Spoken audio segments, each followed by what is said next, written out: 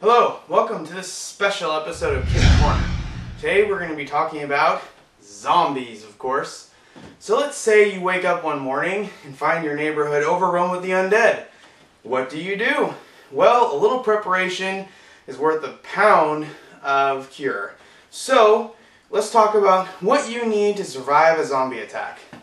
First thing you need is a good amount of gear. Now, military rucksacks such as this one are, in my opinion, the best way to go. They're very modular and have plenty of storage for all the equipment you'll need to survive a zombie attack.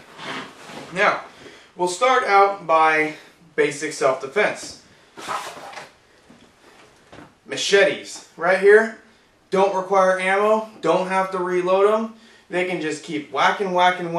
Now, they're also good for survival. You'll notice this one has a saw blade along the back edge, so you can use it for constructing a shelter or clearing debris. So this is really a universal tool. Not only can it be used for self-defense, but you can also use it as a basic survival implement. You could even dig with this if you had to. Now, some of the other equipment you will need if you're out for any amount of time at all. TP. Everyone's got to use it, can't live without it. Probably one of the most important pieces of equipment stored in the survival toolkit. Next up we got little packages of baby wipes. These are good for cleaning hands, cleaning cuts and bruises, or, cleaning yourself up after going to the bathroom. We also have a small package of personal care supplies. In here, you've got shampoo, scrub brush, sunscreen, comb, little personal hygiene items you may find yourself needing when you're out running from the undead. Now, also in here, if I can dig it out,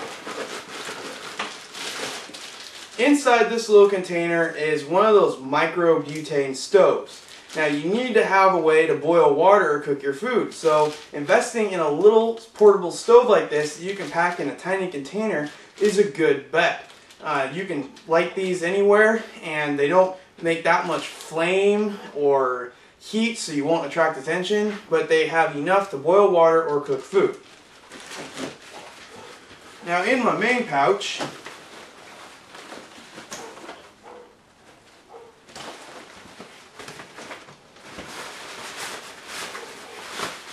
this is where you put things like your sleeping bag and your pillow. But you also want to have a good old wool blanket. Wool blankets will be warm regardless of the weather, and you could be out there for who knows how long until you're able to kill off the zombies or find a safe place to be. So if the winter comes in or it's raining, you're going to want something to be able to stay warm with. Also have a good old survival space blanket. These are good for building shelters or waterproofing a shelter. They don't provide a lot of insulation, but in a pinch, they might be just the trick. Last but not least, a little inflatable pillow. This takes up a lot less space than one of the down pillows. Also could be used for padding, or if you have to use like a splint or something, you could use this to help splint any injuries you may have.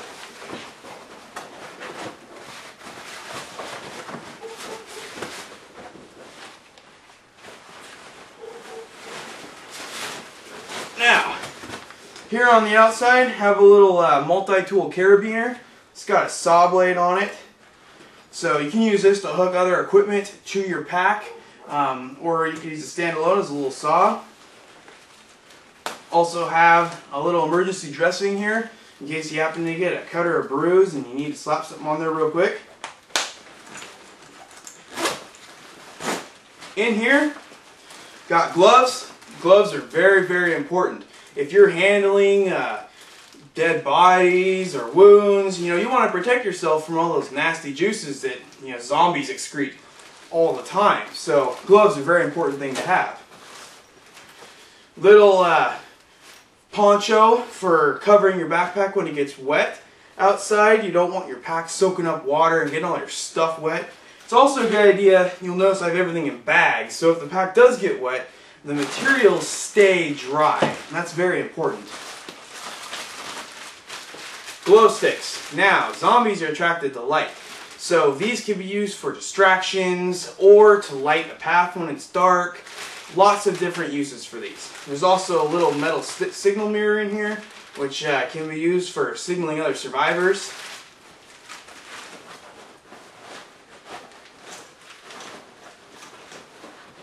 And of course, a little camera. You know, you might want to document your survival journey.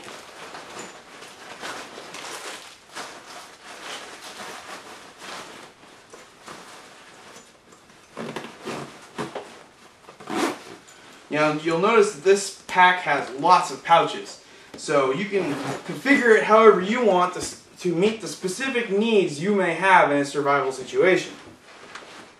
Now down here in this bottom pack,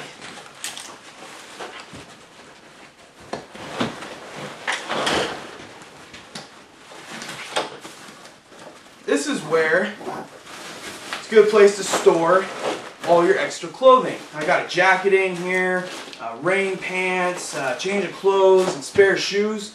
So that way, no matter what happens out there, you always have extra gear. Because who knows, you could get soiled, your stuff's going to get dirty and messed up. You want to have extra options. Plus, it's going to get cold. So you want to have an extra jacket that's nice and warm, preferably Gore-Tex, waterproof. That's the best way to go. Because if you die from the elements, then, you know, you might as well just let the zombies get you.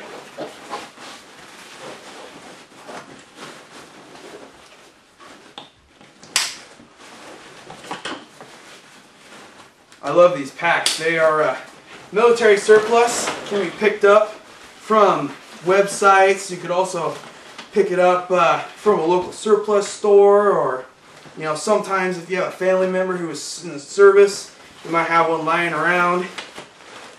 These packs are definitely worth the money because they have all the storage space. Now they can get kind of heavy, so this is definitely your long-term survival pack. You may want to get a smaller gear bag if you're going to be running around a lot, or for like day incursions away from your safe house or wherever you're staying. This is basically your backbone here, but you may want a smaller pack for like day-to-day operations. So over here, I already talked about the machete. I also got a couple other tools. See if I can loosen this up and get them out. A lot of these pouches have these straps on here so you can cinch them up nice and tight so nothing else will fall out.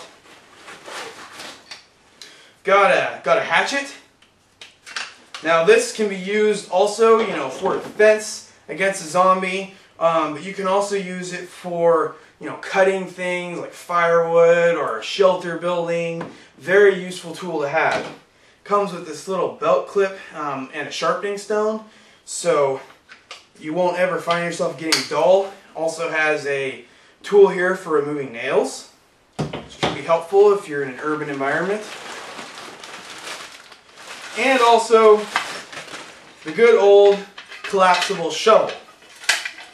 Now this could be a very important tool for digging a latrine or digging rubble. Maybe you're burying food or ammunition or a stockpile of some sort. This is definitely going to come in handy for that. And when you're done, it simply collapses. You could also configure it like this for scraping.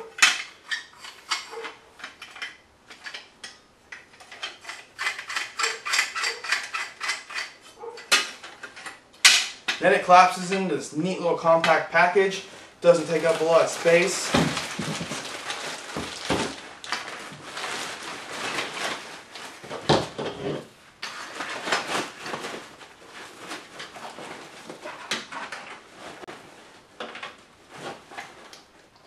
Now, that's just some of the basics of equipment you may want to have in like a go bag or a grab bag. You can grab at a second's notice.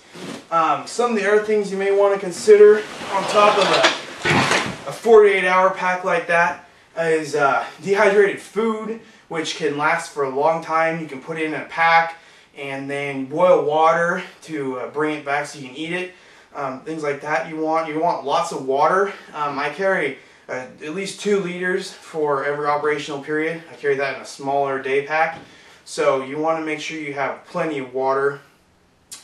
You're also going to want lots of rain gear, as many changes of clothes as you can manage, and of course things like flashlights and things that will light up at the night so you can see where you're going, but also be aware that zombies are sensitive to light. So you don't want something that's going to give yourself away, but you need to be able to see where you're going.